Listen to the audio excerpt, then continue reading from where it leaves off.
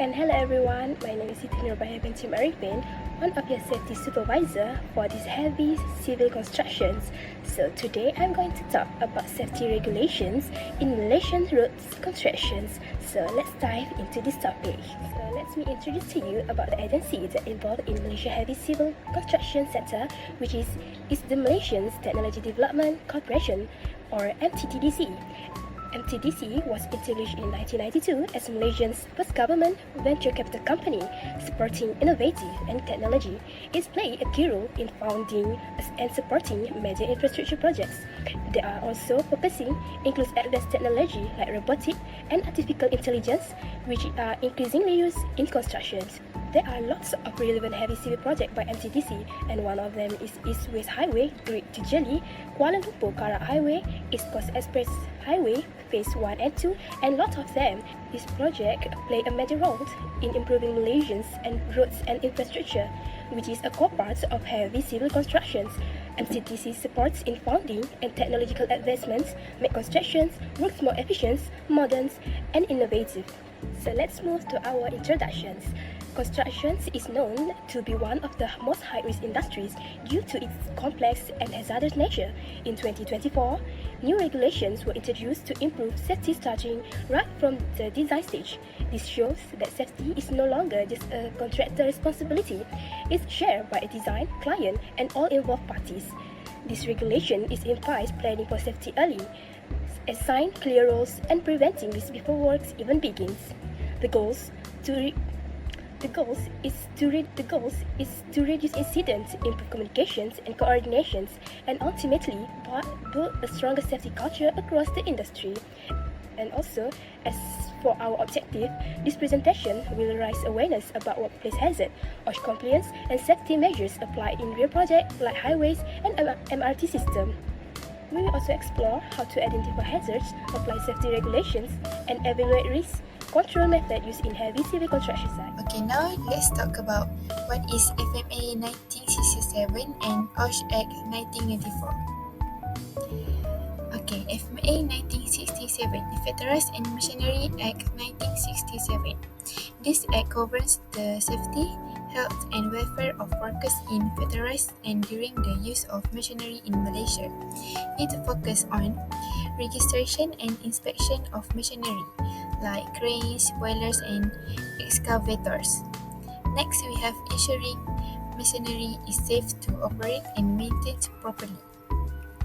Next, requiring certificates of fitness before machinery can be used. Second last, mandating competent operators and proper training.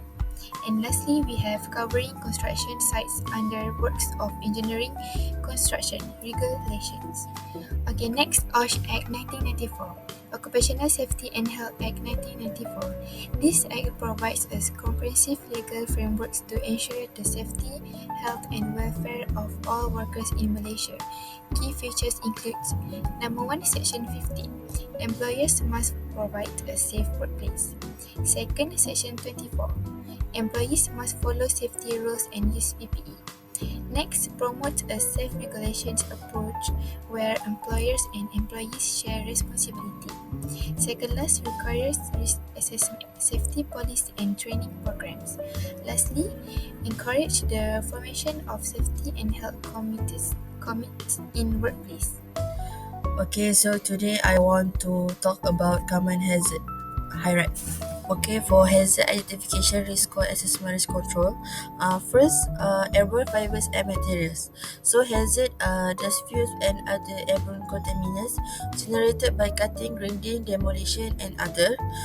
Risk can pose respiratory hazards, and control we can use of respirators and health surveillance.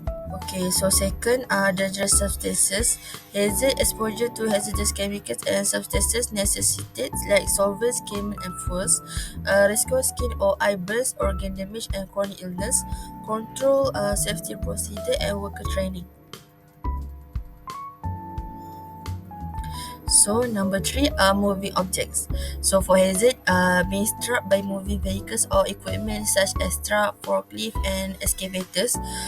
Risk hit by injuries, crash incidents, fatalities. Control, various drone.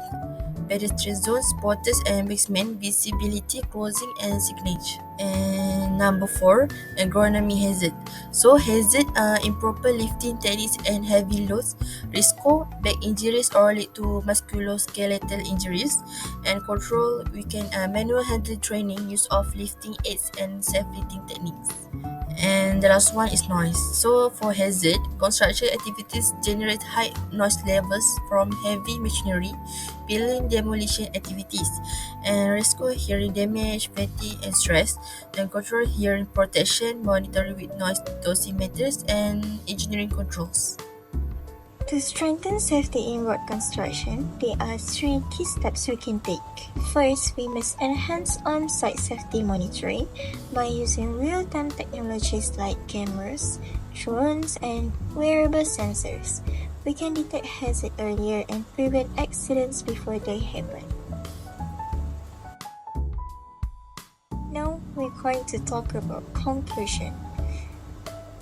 First of all, safety is not optional, it is essential in every stage of heavy civil construction, especially in roadways.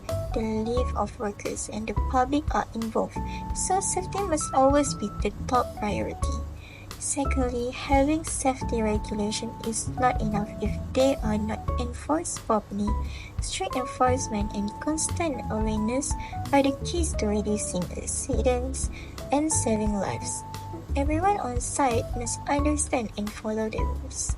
And finally, to keep improving safety, there must be continuous training, new innovations, and strong cooperation between all parties constructions, workers, and the government agencies.